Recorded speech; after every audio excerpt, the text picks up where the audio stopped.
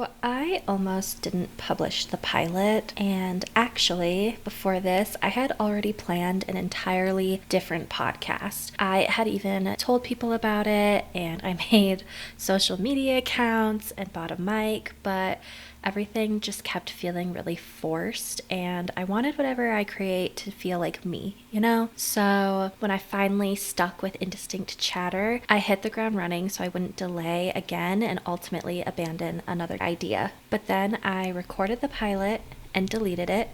I recorded it again and deleted it again, and I probably did this at least 15 times, which honestly, I'm probably underselling just how many times I recorded and deleted it. I had this list of what I thought I needed before I could start. I wanted, to have 3 full episodes recorded first. I wanted a co-host, and I still do. I'm getting over this cold and I'm hating the way that I sound right now. And I kept hearing background noise and mouth noises, and I had to cut so many filler words like and probably a lot of ands as well, because I add and a lot too. But then I read this quote and it said, "Perfectionism is the enemy of done." So I wanted to look up who said that, and I couldn't find it, but I did find that it might just be an updated modern take on a Voltaire quote, which says, "The perfect is the enemy of the good." Either way, I felt like that was kind of the sign that I needed. So I hit publish, and I got this wave of giddy relief that just washed over me, but also I instantly tensed up with nervousness and anxiety at the same time. I kind of joked around with Cole, but I was also kind of serious, and I asked him, what if people are mean? Anyone who puts themselves out there is opening themselves up to critics. If I like what I'm doing and I can do it well, then Cole says, fuck 'em. He also sent me this clip where Austin Butler is being interviewed on Subway Takes, and Austin's talking about dancing at a party or something, and someone tells him, embarrassment is an underexplored emotion. Go out there and make a fool of yourself. And Austin continues by saying, just go for it. Feel that feeling, the fear of cringe, and then go out there and do it, because everything you want is on the other side of that. And sometimes mantras and quotes or whatever, you might have heard them a million times, but it takes that one time for it to just stick, That was just a reassuring sign from the universe, I think. I'm obviously still very self-conscious about this. I have major imposter syndrome, and I'm nervous that people will think I'm a joke. I second guess myself a lot. Like, who do I honestly think I am, thinking that anyone would want to take time out of their day to listen to me? But luckily I have friends, some who I hadn't even told about the podcast, who reached out to tell me they listened to the pilot and they're excited for me and they're proud of me, and that just makes me so happy. I know so many people in my life who are doing so many things that I'm just in awe of. They're raising families, making music, films, and podcasts. They're starting and owning their own businesses. They're excelling in their careers, or completely changing their careers to something that they like, not something that they thought they had to do. I have friends who are training like athletes. They're traveling and moving all over the place, and I just see these people in my life being fulfilled because they took a risk, believed in themselves, and didn't quit. And I think everyone deserves to be fulfilled in their lives. I know I'm already getting some fulfillment out of this. I am super excited to be here doing this. So with that, welcome to the first episode of Indistinct Chatter. I'm Eliza, and even if you're just using me as your own Indistinct Chatter, I'm so grateful you're taking time out of your day to listen to me. Because this is new, and I'm kind of learning as I go, I thought it would be great to have a couple of segments in every episode just to keep things moving a little less chaotic, or just more organized chaotic, I guess. And today I'm going to start with just a couple segments for now and let listeners, if I get any, shape the show. This first segment is called Wait, What?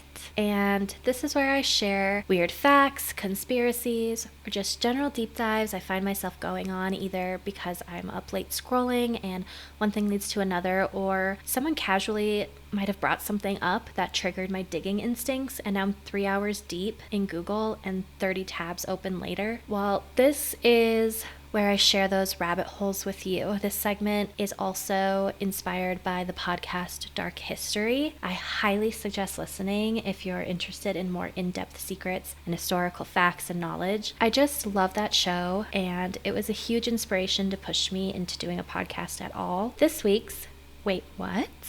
Is the Gunpowder Plot. This episode is hopefully dropping on November 4th, and on this day, just a few years back in 1605, a man named Guy Fawkes, like Hawks but with an F, was caught red-handed with 36 barrels of gunpowder underneath the British Parliament, ready to blow the whole shindig up. I looked it up.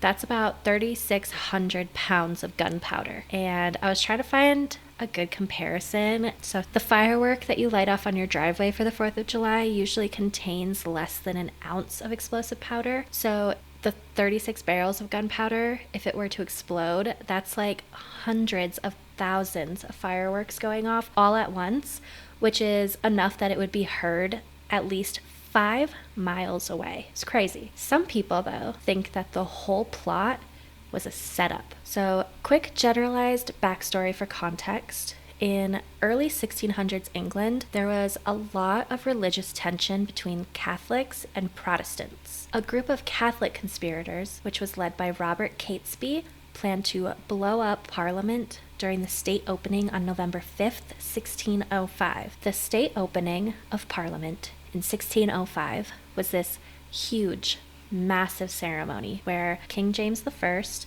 his family, all the nobles, all the bishops, all the judges, basically anyone important in England would gather in one room at the Palace of Westminster. It's sort of kind of like Inauguration Day, like same but different. Anyway, the conspirators wanted to blow up the building during this event, take out the entire Protestant leadership of England in one shot, and install the king's Catholic daughter as the new queen. They were discovered because Lord Monteagle received an anonymous letter warning him not to attend Parliament that day. So what does Monteagle do? Spills the tea, obviously, and on November 4th, the search began. They searched the building and found Fawkes in the cellar with all that gunpowder. He was then arrested, tortured, and eventually executed along with the other conspirators. King James I personally authorized the, quote, gentler torturers first. So by gentle, they started with hanging them by their wrists from the wall, and then later they were stretched on the rack, which basically stretched people's bodies to cause extreme pain. The conspiracy began because historians question whether this was a real plot or if the government knew about it or maybe even orchestrated it to justify cracking down on Catholics. Some argue that the anonymous letter was pretty suspicious, and they question whether it was planted or just completely faked altogether. And others question why it took so long to search after receiving the warning, because Lord Monteagle received the letter roughly a week and a half before searching even began. And King James didn't read it until he returned from a hunting trip, which was just a few days before searching began. But either way, why wouldn't they search right away? Now, allegedly, the letter basically said, hey girly pop, don't go to Parliament. Something terrible is going to happen. They'll receive a terrible blow, but won't see who hurts them. It's very Game of Thrones. Also, these guys had to rent a cellar under Parliament. So how do a group of guys renting a cellar under Parliament stockpile explosives without anyone noticing? Finally, the smoking gun for some conspiracy theorists is that some historians argue that Robert Cecil of Salisbury actually welcomed plots against the king because once those plots were discovered, they strengthened the king's position. One theory even suggests Cecil was the one who arranged for the vacancy in the vault under Parliament to become available in the first place. I can see why that's pretty sus. Do you think it was a real Catholic plot to blow up Parliament, or was it a government conspiracy to persecute Catholics? It's been 420 years, and this entire event, or conspiracy if you're a skeptic, is still very relevant today. Guy Fawkes Night, also known as Bonfire Night, is still celebrated in the UK every November 5th with fireworks. V for Vendetta made the Guy Fawkes mask iconic. The white face with the mustache and goatee. That's what Guy Fawkes looked like Like if you Google him, that's what it pops up as. It's also very similar to, or maybe the same as, the mask used by the hacker group Anonymous. And honestly, he kind of looks like the killer from Thanksgiving as well. Also, to this day, the UK Parliament is ceremonially searched before state opening. So Fawkes has kind of become this like face of rebellion, whether he deserved to or not. So that's my wait what. And next up, I have on my screen in my ears. It's kind of where hopefully people can recommend things to watch or listen to or read, and I can report back on them.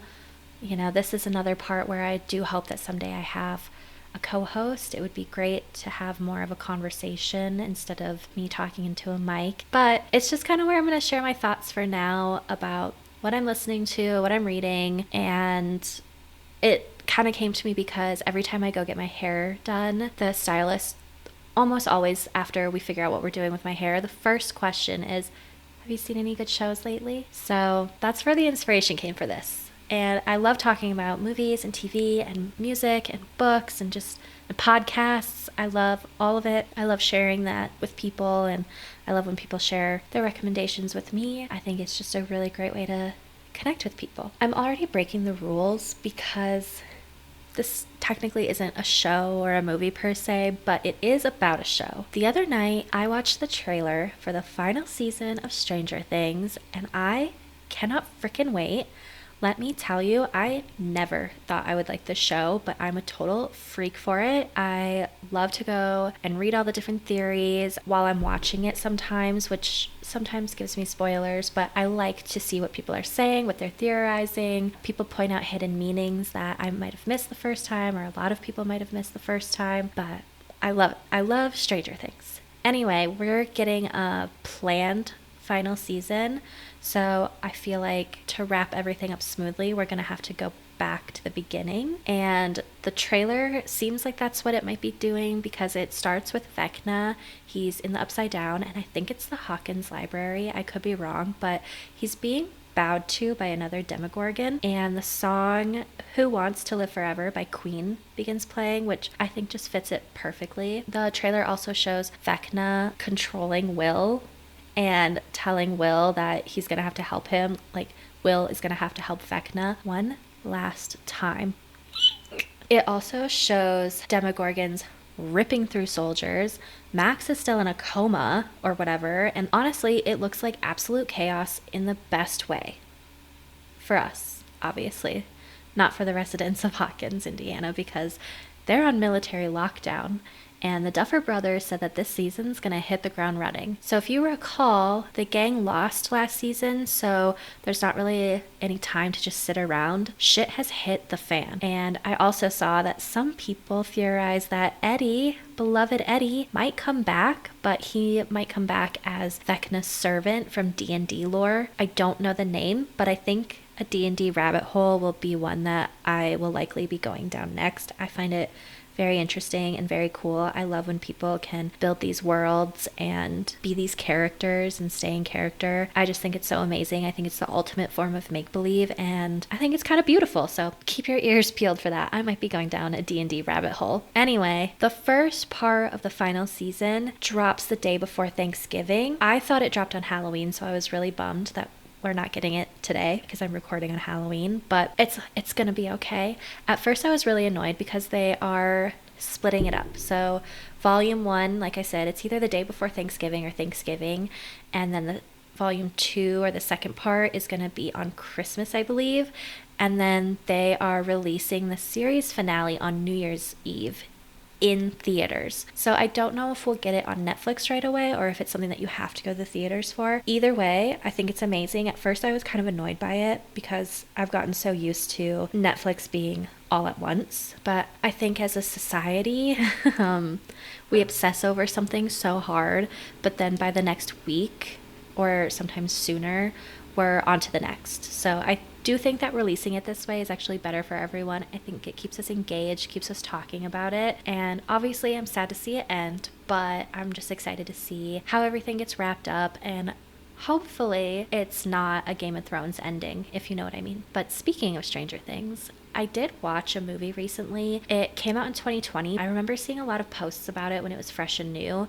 For some reason, though, I just never checked it out. I'm not sure why. And it had been recently recommended to me on Prime, I think. It's called Spree, and it stars Joe Keery, who plays Steve in Stranger Things. But in Spree, he plays Kurt Kunkel, aka Kurt's World 96, and Kurt is trying to become famous and just go viral. He thinks if you're not famous, you're basically a nothing. I think he even says a waste of space. So basically, we're following Kurt as he drives for a driving service like Uber or Lyft, but it's called Spree. He literally goes on a killing spree while driving for Spree. So obviously I do not agree with his actions, but I especially don't agree with the ratings that I see online for this movie. I think this movie is so much fun to watch. I actually never understood what people meant when they would say, I had a great time watching this movie. But now I do, because I had a great time watching this movie. The entire time I was in disbelief. I felt so much cringe, but so much empathy, so much ick, so much what the heck. Like, I wanted to root for Kurt sometimes, but then I would remember that he's a psychotic serial killer. But there are just so many moments where I feel bad for him, and you like want to hug him, but then you remember again that he's a serial killer. It's pretty insane. The whole plot actually is insane. And there are so many great actors that you'll recognize throughout the movie. I just found it to be super hilarious. I love a good horror comedy, slasher comedy, that type of vibe, but it also had that found footage vibe, just very modern by showing him going live and streaming. I think that people would be pleasantly surprised by this movie. I know Halloween and spooky season is over for a lot of people, but if you want, I don't want to say a lighthearted, but it's not Oogie Boogie, it's not paranormal or anything like that. So I say it's lighthearted. It's a weird ass comedy, thriller, horror, slasher movie, and I highly recommend it. Also, I'm recording this on Halloween, like I mentioned, and the lineup for season 13 of American Horror Story was announced, and it is giving major Coven vibes. We have Sarah Paulson, Evan Peters, Angela Bassett, Kathy Bates, Ariana Grande, Emma Roberts, Billy Lord, Gabourey Sidibe, Leslie Grossman, and Jessica Lange. The teaser was released from Ryan Murphy Productions on Instagram, and it even quotes Emma's iconic line from Coven. She plays Madison, and Madison says, "Surprise, bitch. I bet you thought you'd seen the last of me." I just love it. And I also noticed that in the teaser, there was a flash of a clown and a house. So maybe a nod to Freak Show, a nod to Murder House. Plus the song that they use in this teaser is I'll Be Seeing You. And it talks about in all the familiar places. So no matter where this is going, I think we're going to be revisiting some familiar places and characters. It says the new season premieres on Halloween next year, so it's going to be a really long wait, but I'm really excited. I love this franchise, and even if we don't get a revisit to Coven, I'm just very excited about all these favorites coming back. That's all I have for my first episode. I'm so happy to be doing this, and I'm thankful to my friends and family who have reached out and have already started subscribing and listening and downloading and sharing and just gassing me up enough so that I stay delusional enough to keep going. So thanks for listening. We'll chat next week. I love ya. I love you. Bye.